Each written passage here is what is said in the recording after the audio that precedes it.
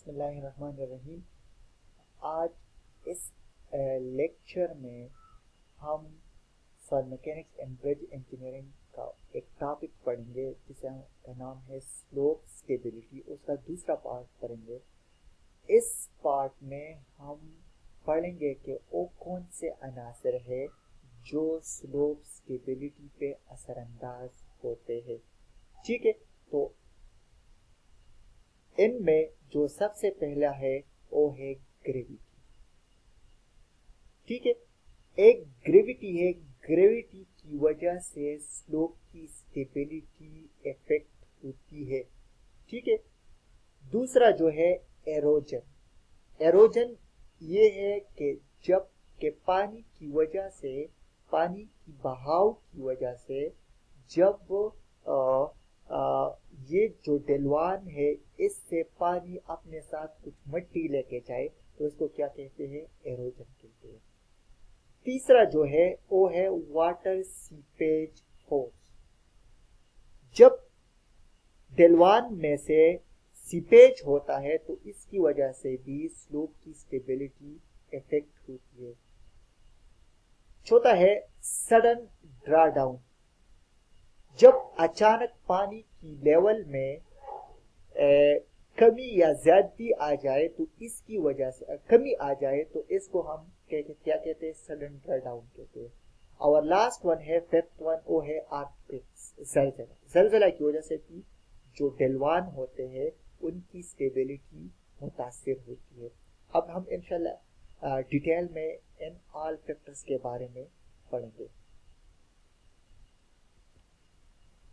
आप इधर देख सकते हैं कि जो ग्रेविटी है वो एक कुदरती फोर्स है, एक यूनिवर्सल फोर्स है जो जिसकी वजह से जमीन जो है हर एक चीज को अपने सेंटर की तरफ क्या कहते खींचती है जमीन। तो चूंकि ये हर एक चीज को अपने तरफ खींचती है, ऊपर से नीचे की तरफ ले, तो इसकी वजह से हर एक चीज ऊपर से नीचे की तरफ आती है। ठीक है, तो इसकी वजह से भी जो स्लोप होता है सॉइल का, आप इधर देख सकते हैं, ये क्या है? ये सॉइल का एक स्लोप है। तो जब किसी वजह से या इसमें जब मिसाल के तौर पे ये सॉइल है और बारिश की वजह से ये सॉइल जो है ये नम हो जाए तो नमी की वजह से सॉइल की जो शेयर स्ट्रेंथ होती है वो कम हो जाती है। तो इसकी रेजिस्टेंस, इसकी कुव्वत बर्दाश्त, जो ढलवान की कुव्वत बर्दाश्त होती है वो कम पड़ जाती है। इसलिए और चूंकि ग्रेविटी फोर्स तो होता है और पानी की वजह से ग्रेविटी फोर्स और भी बढ़ जाता है इस ढलवान पे, तो इसलिए ये ढलवान जो है ये ग्रेविटी की वजह से नीचे चला जाता है। ठीक है, क्लियर? अब आते हैं एरोजन की तरफ। तो जो आप इधर देख सकते हैं ये क्या है? ये एक सॉइल स्लोप है। ठीक है, ये एक सॉइल स्लोप है ना। तो जब इस सॉइल स्लोप, जब तेज हवा होती है या तेज पानी बहता है इधर, तो इसकी वजह से, पानी की वजह से या हवा की वजह से ये जो स्लोप होता है इसके सरफेस से जो हवा की वजह से, पानी की वजह से सॉइल जो होता है एरोड हो जाता है, रिमूव हो जाता है, अपने हवा और पानी अपने साथ बहा के ले जाता है इसका कुछ हिस्सा, जिसकी वजह से जो स्लोप होता है वो कमजोर पड़ जाता है और स्लोप नीचे चला जाता है। ठीक है, तो इसको क्या कहते हैं? एरोजन की वजह से। तो आपने एरोजन को भी कंट्रोल करना होगा। इसलिए जो स्लोप्स होते हैं आप लोगों ने देखे होंगे, फिर हम इसके जो सरफेस है इसके ऊपर हम पत्थर लगाते हैं ताकि पानी या हवा की वजह से ये एरोड न हो जाए, क्योंकि एरोजन की वजह से ये कमजोर पड़ जाता है और फिर ये ढलवान नीचे बैठ जाता है।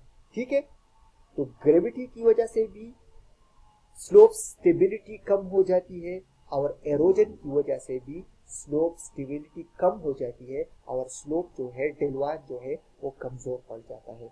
ठीक है, इस तरह आते हैं नेक्स्ट इधर water seepage force. Water seepage force क्या है? जब जब आ, आ, मिसाल के तौर पे ये क्या है, ये एक स्लोप है।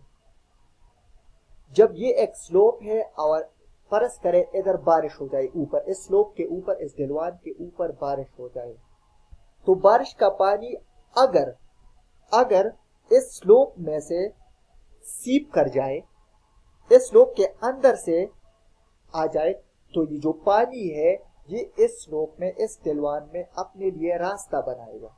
जब ये रास्ता बनाएगा तो इस रास्ता किस तरह बनाएगा? ऑफ कोर्स ये अपने साथ सॉइल के जो पार्टिकल्स है वो बहा के लेके जाएगा, तो इसलिए ये ढलवान में पानी अपने लिए रास्ता बना लेगा और इस रास्ते की वजह से क्या हो जाएगा, ये स्लोप जो है, ये ढलवान जो है ये नीचे बैठ जाएगा और ये फेल हो जाएगा। तो आपने ये भी इंश्योर करना है कि पानी इस ढलवान में अपने लिए रास्ता न बनाए। तो इसे कहते हैं वाटर सीपेज फोर्स। जब पानी ढलवान में, ढलवान के अंदर फ्लो करता है तो ये पानी जो है ये इस ढलवान पे फोर्स लगाता है, इसकी वजह से ये जो ढलवान है नीचे बैठ जाता है। तो इसलिए आपने वाटर सीपेज फोर्स को भी कंट्रोल करना होगा। या आप किस तरह कंट्रोल कर सकते हैं? आपने ये इंश्योर करना होगा, इस बात की का ख्याल रखना होगा कि पानी ढलवान के अंदर से न जाए। ठीक है, अपने लिए रास्ता न बनाए। एक और है एक और फैक्टर है जिसकी वजह से स्लोप की जो स्टेबिलिटी है वो मुतासिर होती है, वो है sudden dry down. Sudden dry down क्या है? मिसाल के तौर पर ये एक स्लोप है सॉइल का और ये पानी है। तो फर्ज करें सुबह को पानी इधर है, ये ए तक है पानी, और अचानक किसी वजह से पानी का लेवल नीचे गया बी तक। ठीक है, तो इसकी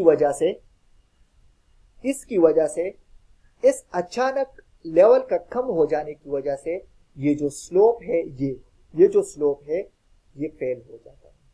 तो इसे कहते हैं सडन ड्राई डाउन, अचानक नीचे बैठ जाना। जब पानी का लेवल अचानक कम हो जाए, मींस ए से बी तक आ जाए, तो इस ड्राई डाउन की वजह से ये स्लोप फेल हो जाता है। ठीक है, तो ये भी आपने ख्याल रखना होगा कि पानी का जो लेवल है वो अचानक कम ना हो जाए। ठीक है,